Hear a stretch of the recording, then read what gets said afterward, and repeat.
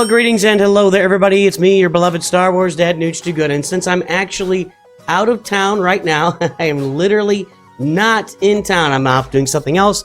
I thought I'd come on and just do some dailies and ask me anything. I've got a room in my Discord for Ask Me Anything, life or game related, and every now and then I come in and pull some questions out of this. We got them from early June, but pull some questions out of here and just start answering them and talking about them while I'm doing stuff in the game. So Owen says, how did you make your alt accounts and switch between them without a ton of hassle? I guess I would note that on Google it's pretty easy, and I can actually let me see here. I've actually got BlueStacks open here, so it's pretty easy on Google. I can't really show it because if I do, I'll show my email addresses. I'll tell you that if you are on Apple's a little more challenging, but if you're on Google, you go to your I'm on the PC client right now, but if you go to your settings up here at the top left and you go to connect and then switch accounts, I think is what it is, you can actually jump between different Google accounts. Now, how did I get started on a different Google account? Well, you had to set up different Google accounts in your Google Play app or something like that, and start playing or connect it to the Google Play ID. And then once you do that, you can switch between accounts. Apple's a little more challenging. Like in Apple, you gotta go. You have to go into your. I have an iPad, and I've done some of my free-to-play journeys on my iPad. You gotta go in there, completely log out. I'm not real familiar with Apple, but that's how I've done it on Samsung. And the cool thing about Samsung is I can just flip back and forth between accounts really easily all the time. It's very simple to do. I've not found it nearly as simple to do on Apple. So, you know, maybe some of you guys have some tips you can put in comments out there, or let some folks know in Discord about that. But that's, you know, Google's pretty easy to do that with. What's your favorite color? I'm not really a favorite color kind of guy. I mean, I think when I was a younger man, I had favorite colors. Now I just kind of am an older man. Blue is just, I mean, we're blue. Blue is historically my favorite color. My eyes are blue. So historically, I would have said blue. I don't think it's not something I really focus on right now. I just, if things are aesthetically pleasing to me, then I'll be happy. But yeah, historically blue, not really a focus of my life to keep and maintain a favorite color. Not really, but you know, it is. Do you play any other Star Wars games? I have played other Star Wars games in life. I don't currently play. The only other game that's going on right now is Hunters, and I guess they got the Outlaw game coming up. I'm not really an open world kind of guy. I have played Fallen Order recently, and I like Fallen Order. It doesn't get me all excited. I don't get... I'm not really a first-person shooter guy, so Battlefront's not really my thing. I'm not really all that great at it, to be honest. I have played Battlefront a little bit. I definitely have played my way through most of Fallen Order. Never gotten through all the way. Did not play Jedi Knight Survivor when it came out because I was gonna actually download it and do it on the channel. Then I realized it was 8,000 terabytes of data that was needed. I'm like, I can't do this. It was just gonna eat my computer alive. So I didn't really. Yeah, I don't really play a lot of other Star Wars games now. I have in the past. My very first live action, not live action. My very first. Where am I going here? Hold on. I gotta think before I start leaping here. There we go. Back in the mid to late 90s, Master Qui-Gon and Padawan, I was big into Star Wars Galactic Battlegrounds. It's something I've talked about a lot on the channel.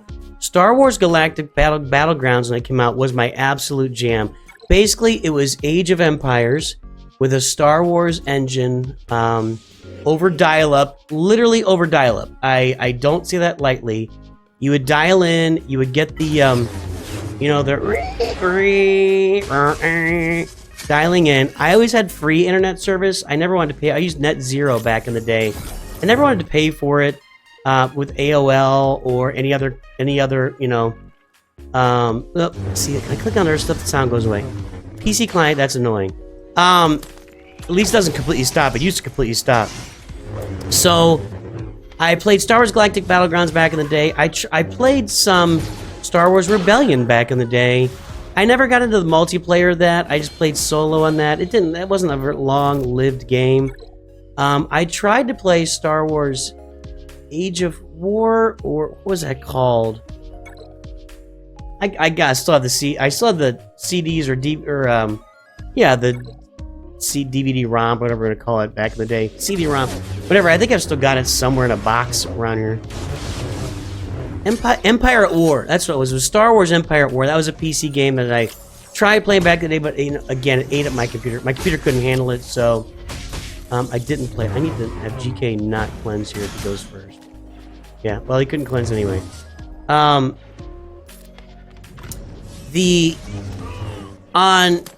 Just as far as consoles, Rogue Squadron was a big favorite of mine on the GameCube. I had GameCube for the kids mostly, and I would play Rogue Squadron on that. I loved Rogue Squadron. I played all the way through that. And I love Two Towers on that as well. I tried Return of the King, which was a similar setup, but Two Towers I felt like was a better game for me.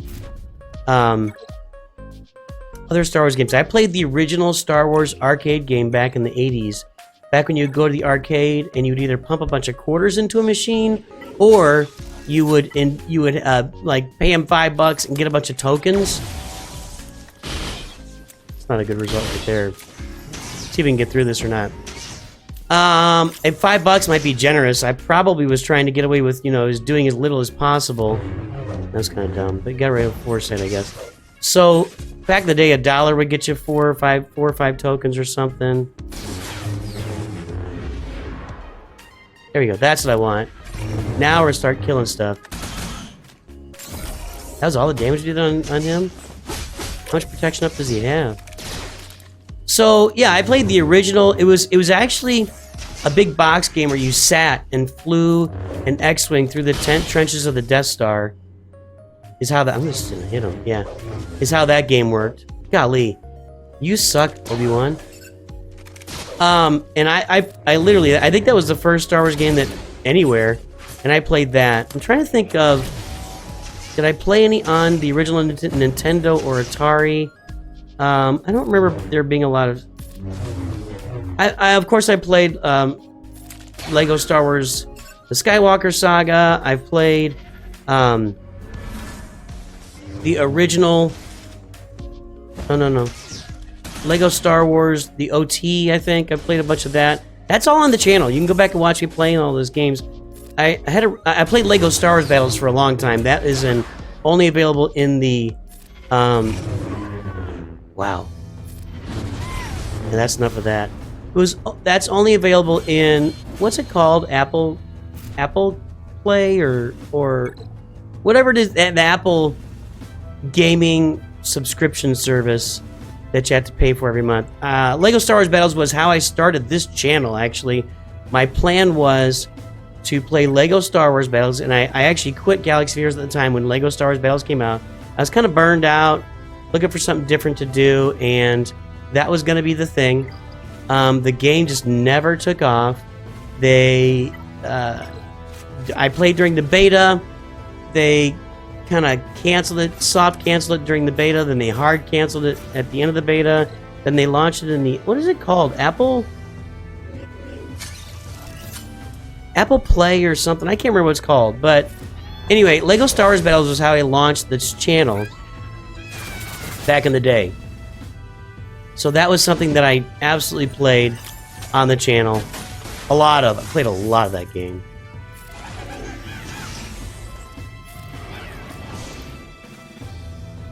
Cleanse. There we go. Call Ewok Elder. That's going to do a lot of damage. He does a lot of damage here with those Datacrons, man. Not those data discs, sorry. Too many datas and crons and oh my. Probably need to do like a different battle here with Ewoks. I don't think this will last past this first one. Let's see though. Anyway, those are all the Star Wars games I played along the way. Yeah, that's the Star Wars games I've played.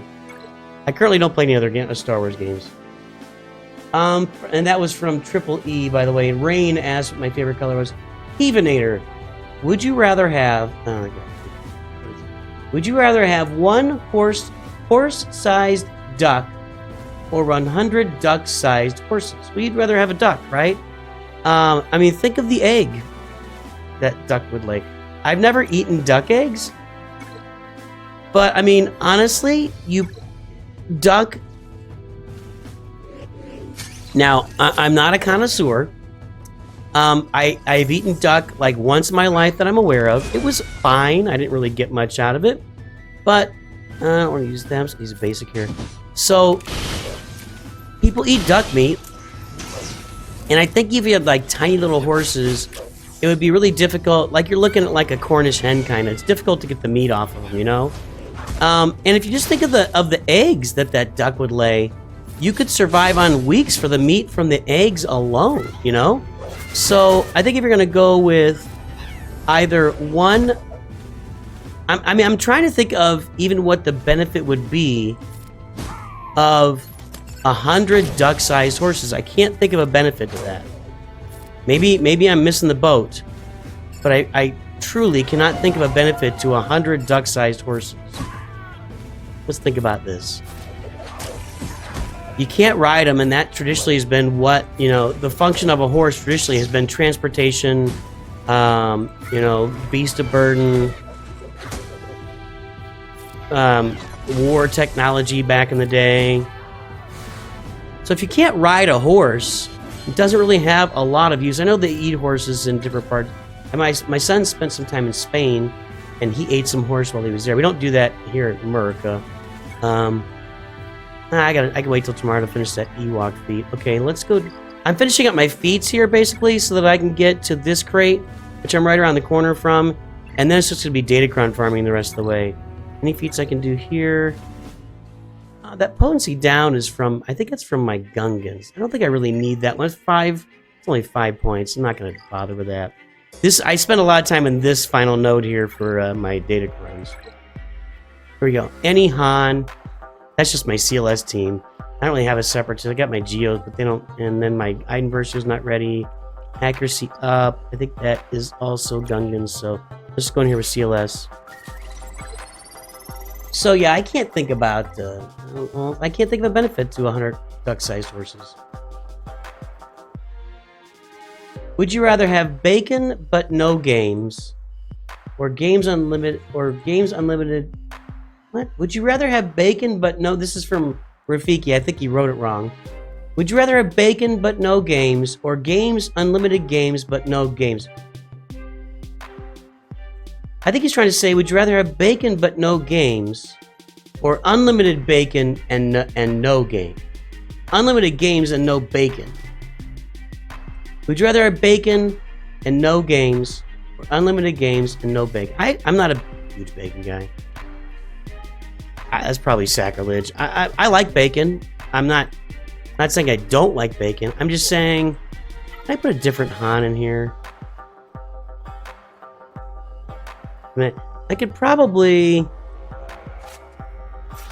do this. Maybe I'll get another Han kill in here. 3PO might hurt. Not having 3PO might hurt me.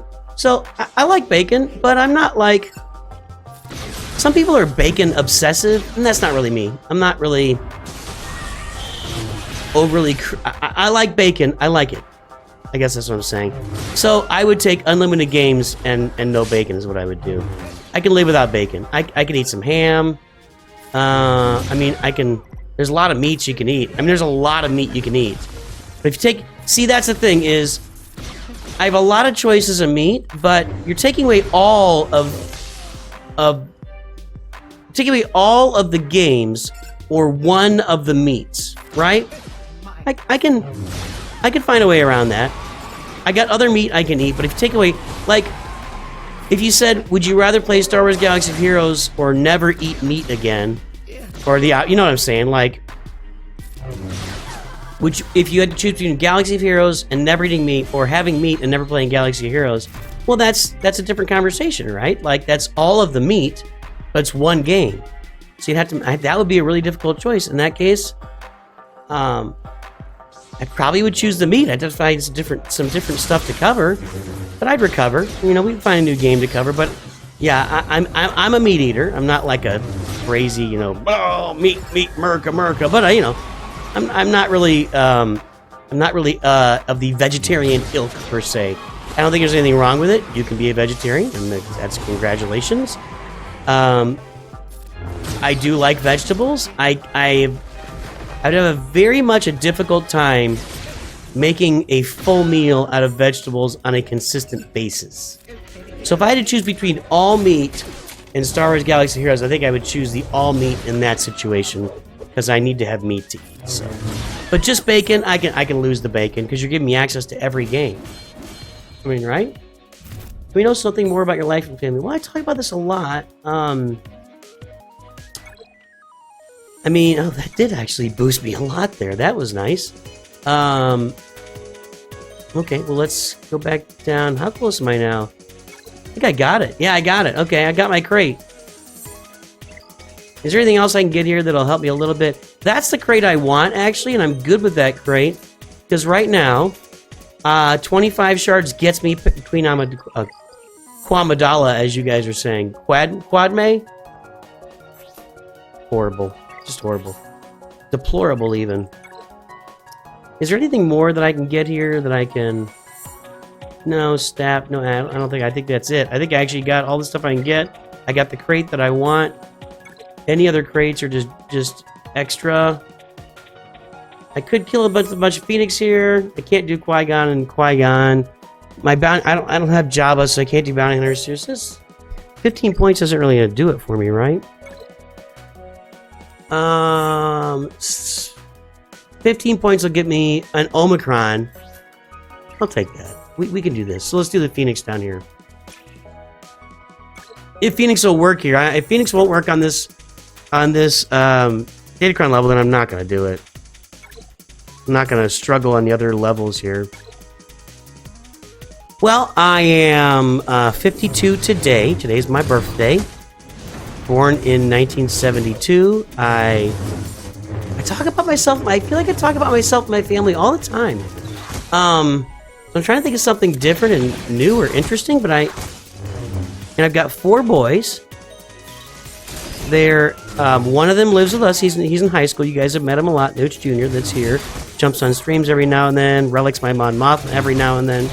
He's going to be a junior in high school. We're currently doing some college tours with him. And he's super duper smart, super talented kid. My older 3 boys are all off on their own now. We have an engineer, a gymnastics coach, and a banker slash musician, similar to his dad there, kind of, I guess. With because I had a BA in theater back in the day. Ended up going into mortgages, which I wish I had a time machine there, honestly. I'm gonna taunt this.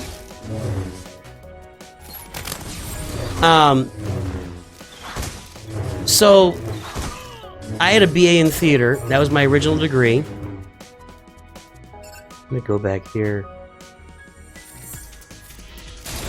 There we go. That's what I needed. And so my son has his degree in music and music composition and vocal, I think. But he's working for a bank. He was doing some music stuff on the side, isn't currently doing it. I can relate, man. I got my BA in theater. I did not go into it. I knew a bunch of people that went into it. And probably if I had to reset and I wanted to use... I was clearly not going to be an actor. The hard part I discovered about theater back in the day, for me... Because I went and did, if you're getting a theater degree, you need to go test it out and see what's going on. So I did some summer stock theater, and it wasn't really summer stock, it was just a couple of plays. And I'm a little guy, so when I was 20 years old, I got a role in Appleton, Wisconsin for the summer, playing the young boy. I'm 20 years old. I was playing a young boy in The King and I. It's the king's son in a local production of The King and I. The cast was only about like 8 people in The King and I, which makes no sense, but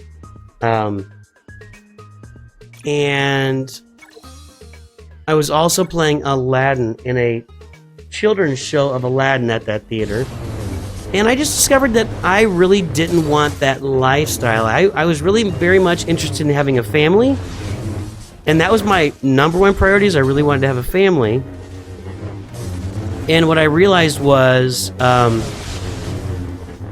this is not a knock against anybody that I was in that show with, because everybody does what they want, and there's nothing wrong. Everybody's got their passions in life. But I discovered that the folks that were that were doing this for a living really weren't making that good of a living. We see movie stars and stuff, and there definitely is one person out of I went to college with that's highly successful, and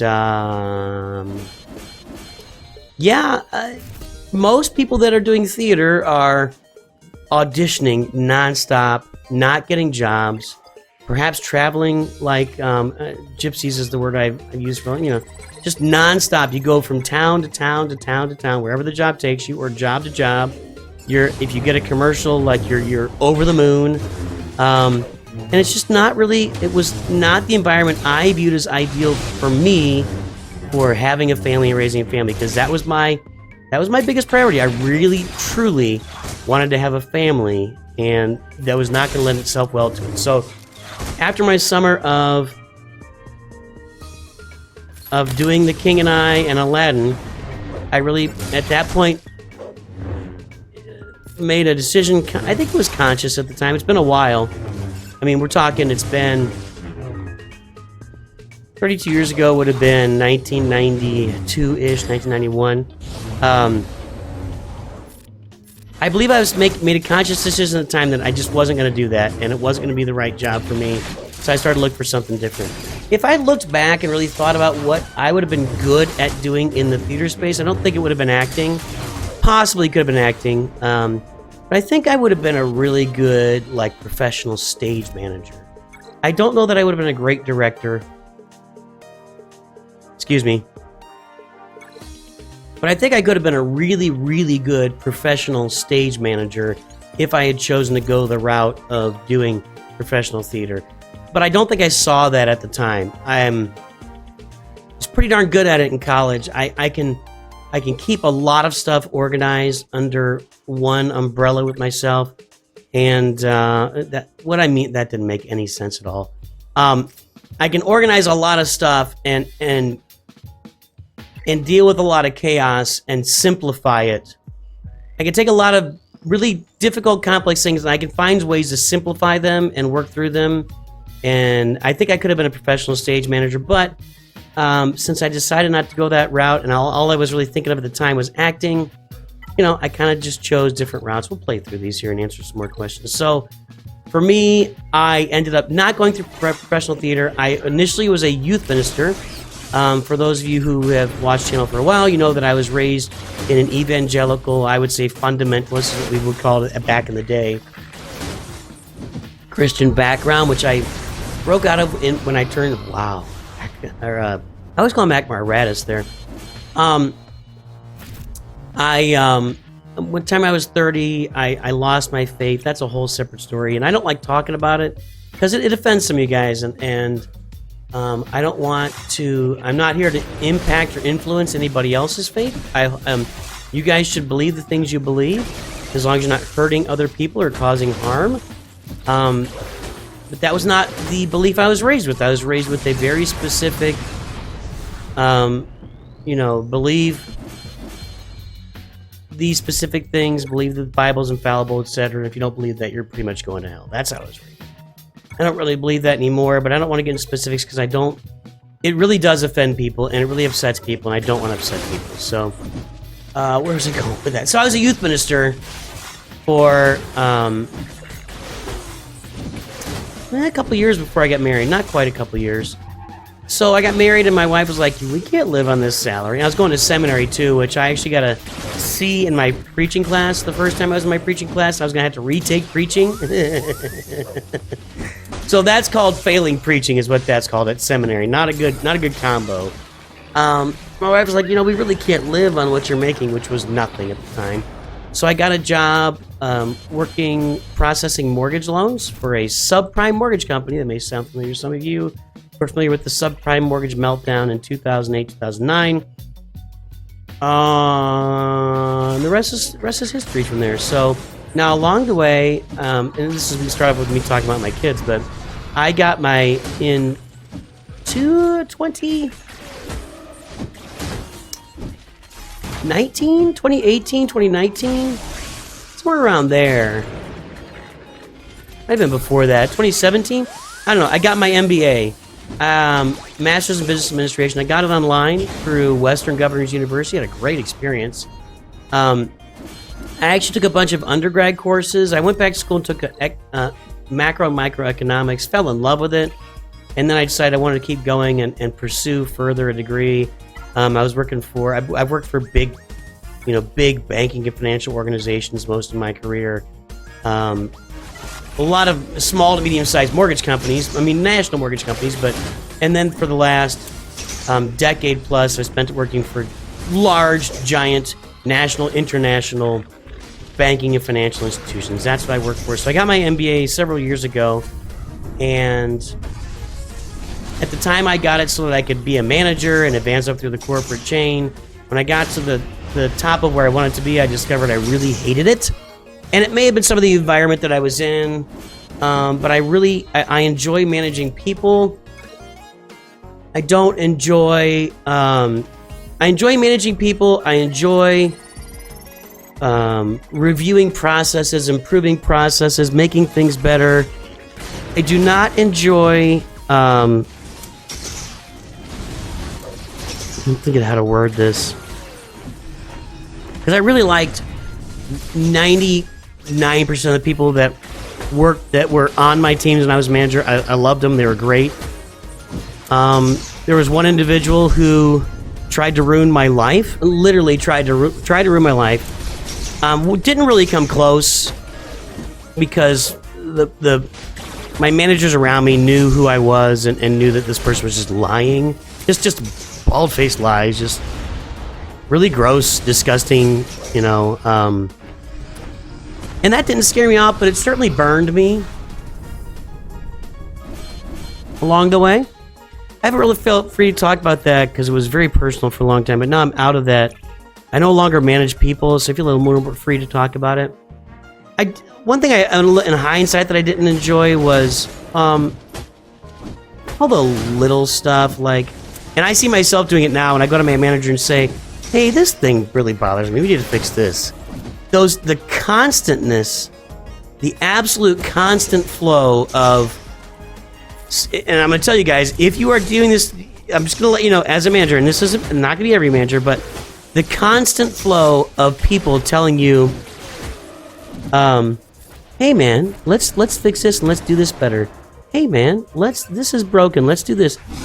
It's exhausting. It's exhausting, especially because you guys think your manager at a big corporation has more control than they have. They don't have any control. Your manager at a big corporation, your people manager, managing your team of 10, 15, 20, 25 people, maybe that's about the max you get. Very little control over anything that happens. Occasionally, at a big corporation like that, you'll have somebody get some freedom. I had some freedom in my job. We actually reworked a bunch of processes and procedures on my team, and I enjoyed that. But the constant flow of complaints about stuff that you have no control over as a manager, it gets more and more exhausting the higher up the chain you go, because when you're managing 10, 15, 20 people, that's complaints from that number of people. When you end up managing multiple teams of 10, 15, 20 people, and you're managing the managers of them, man, the flow of complaints is constant, multiple per day. And then external, any businesses that you touch, any businesses you also touch with your team, they're complaining all the time to you to tell you how you need it. Everybody wants to tell you all the things you should fix, and you can only fix 5 to 10% of it. You have very little control over the rest of it. It's just corporate stuff that's stuck exactly where it is, and it's not going to move because you as as a small time or even senior manager go up and say, hey, we got an idea to do this. You ain't touch that thing. And if you do touch it, it's going to take years, months for small changes, years for big changes, for the 5 to 10% of stuff you can impact.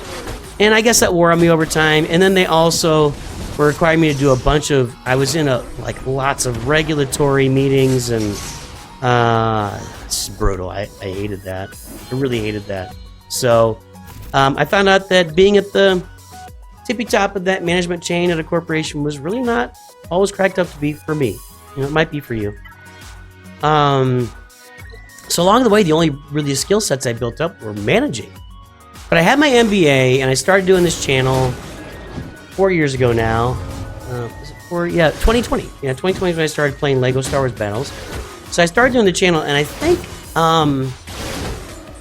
as the channel progressed, we didn't really take off at all until I picked up Star Wars Galaxy Heroes again. Lego Star Wars Battles was going nowhere. I was playing a game... Luke, you suck, dude. I was playing a game called Lego Legacy Heroes Unboxed at the time, which was a game that died rather quickly. And it just wasn't a great game. And they pulled the development team from it, and I remember that they... Luke, you suck, dude. This should be a straight auto. Come on, man.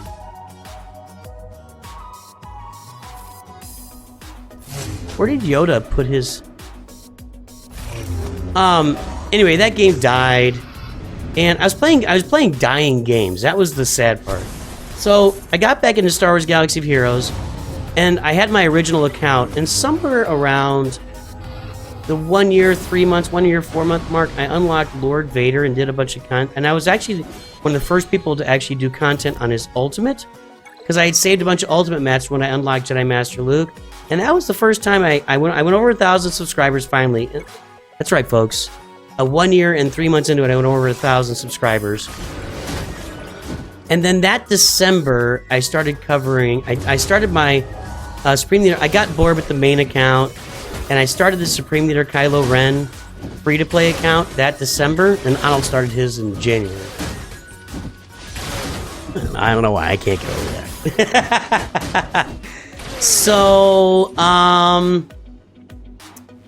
where's I going with this? I think having an MBA and having my business experience was a big positive here. So as the channel started to take off, and as I started to grow, the roster review service that went along with this channel, having my MBA really helped me to understand how gave me a lot of really good business sense for how I could monetize the roster review service on its own, and really turn it into something that made this grow to a point where, I've got goals here. We're 4 years into this, and I definitely have goals where I want to make. My goal with this is for YouTube to be something that it's hard for me to envision being able to retire just on YouTube. Not only because I don't think Galaxy Heroes is a big enough game to do that. There's only one creator in this game that's making a living doing it, right?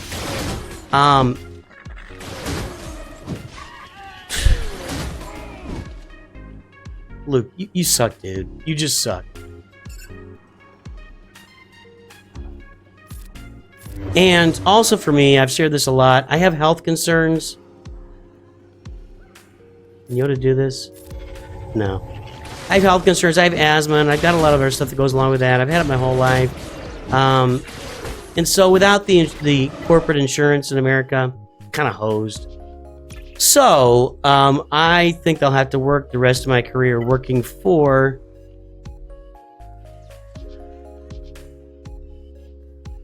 a corporation until I retire, and my wife and I can retire and go on Medicare, which is going to be when I'm 67, when she's 65. And I'm, by the way, not complaining. It is what it is. But I would hope to be continuing. I hope I can do YouTube the rest of my life. And by that time, surely we'll be playing a different game. But I hope I can be doing YouTube the rest of my life and having that be income for me in retirement and the rest of the way here. So I view this as an opportunity to... I don't know, I love doing this. I love making content. I love playing. I've always played games. I've always played games. It's been something I've done for my entire life. I relate to my friends and my family by playing games with them. You guys know the reason I'm not in town this week is I'm off at my annual board gaming convention with my 6 friends, my 6 closest friends I've had since high school. We've always played games and cards. We've been doing that since 1986, so or earlier. So yeah, I play games, and it's how I relate to people, and it's what I enjoy doing. So the fact that I can earn part of my living playing a game is really a big deal to me, and something that I'm very happy to do. Okay, I need to not auto this. I need Ray. Ray should have her whirlwind, and I need to get it. I thought I took it off of auto. I wanted to do that on GBA. Although Sunfact might have been taunting there. This Ray sucks too. Okay. So, I don't know what I'm talking about at this point. That's me talking about life. Yeah, there's some more stuff about my life. Alright, this will be our last question. This one comes from Achilles182. Any other hobbies? I have recently, since we moved out more to rural Missouri here,